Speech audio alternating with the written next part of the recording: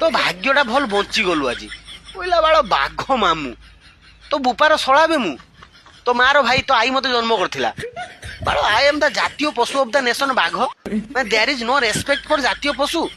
ବାଳ ଏଇ ସବୁ ଶିଖେଇଛନ୍ତି। ହଁ ନେକ୍ସଟ ଟାଇମ ଯେତେବେଳେ ନନ୍ଦନକାନନକୁ ଆସିବୁ ମତେ ସେ ମାମୁଁ ମାମୁଁ ଡାକିବୁନି। ବାଳ ମୋ ମୁଣ୍ଡ ଗରମ ହେଇଯାଉଛି। କହିବୁ ବାଘ ସାର୍, ରେସପେକ୍ଟେଡ ବାଘ ସାର୍। ବାଳ ଖାଲି ମଝିର ଆଜି ତାରଜାଲି ଆଉ ସେ ଖସରା ଜାମାଟା ପିନ୍ଧିଥିଲୁ ବିନି କି ମୁଁ ଠିକ ସେ କାମୁଡି ପାରିନି, ନହେଲେ ଶିଖେଇ ଦେଇଥାନ୍ତି ବାଘ ସାର୍ କୁ ବାଘ ମାମୁଁ କହିଲେ କେମିତି ଲାଗେ।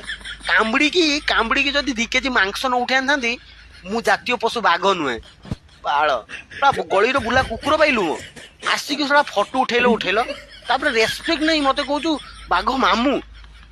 ବାଳ ନେକ୍ସଟ ଟାଇମ ନନ୍ଦନକାନନ ଯେତେବେଳେ ଆସିବୁ କହିବୁ ରେସପେକ୍ଟ ବାଘ ସାର୍। ଆସିବା ଆଗରୁ ମୋ ପରମିଶନ ନେଇକି ନନ୍ଦନକାନନକୁ ଢୁକିବୁ ହେଲା।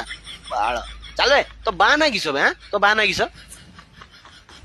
ବାଳ ଆସି କହୁଛି ବାଘ ମାମୁଁ କାମୁଡି ଦେମି।